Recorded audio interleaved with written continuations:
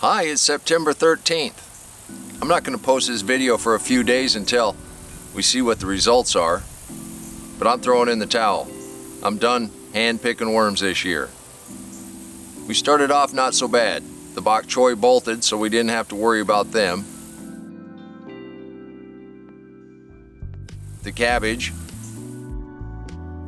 they took quite a little beating. I got a couple pretty nice heads off there, and in the end, I've been unable to keep up with those worms. The kale, we handpicked that for quite a while, but I lost 3 really nice plants. Those should have survived. Those should be going on into the winter.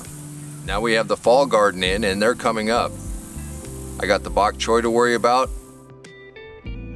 Last night, when we came out to pick some lettuce, there were worms on the lettuce.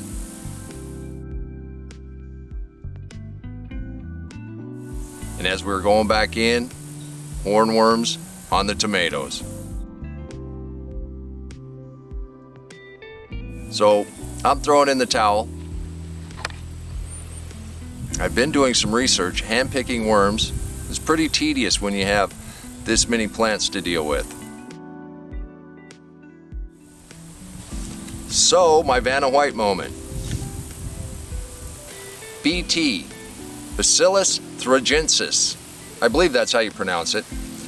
Anyhow, I've been doing quite a bit of research on this, and from what I understand, it only works when the worms actually eat it. It makes them stop eating. So even if they crawl over it, it doesn't affect them. It doesn't affect any of the other insects. It doesn't affect earthworms. We're still going to be very selective on how we spray this. But we've read through the manual. We're going to show you how to mix it up. First thing it says is shake up the bottle. It's always a good idea to mark on your bottle what it is. This is going to be BT for worm control. This is a ½ gallon container. We're going to put 2 teaspoons in this. 2 teaspoons doesn't seem like a lot. We'll see what we get. So shake that up.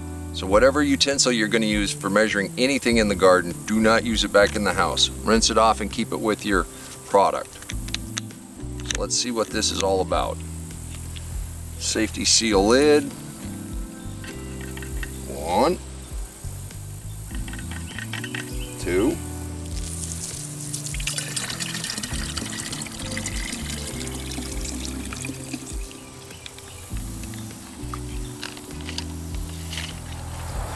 Shake that up. Come along with me and I'll show you what we're going to spray. Now the material safety data sheet says it will only affect the worms if they eat the foliage that has this on it.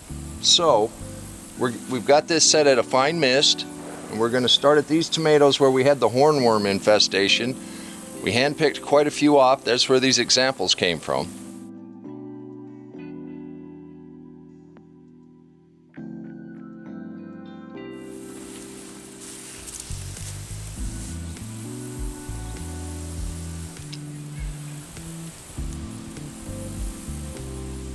It doesn't really say whether or not we need to soak this or not, but right on cue. There's our buddy. He's not that big, but he's sure gonna grow fast if we don't get him out of here. Right on cue.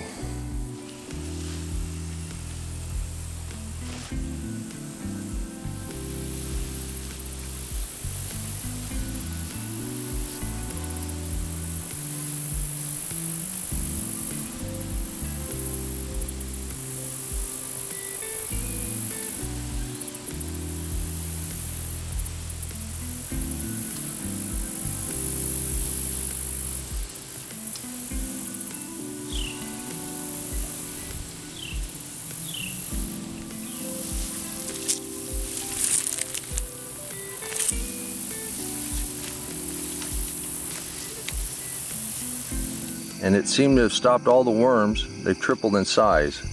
Now our remaining spring kale, we've eliminated all the worms with just a couple squirts of that BT. I'm pretty sold. This thing is 4 feet tall.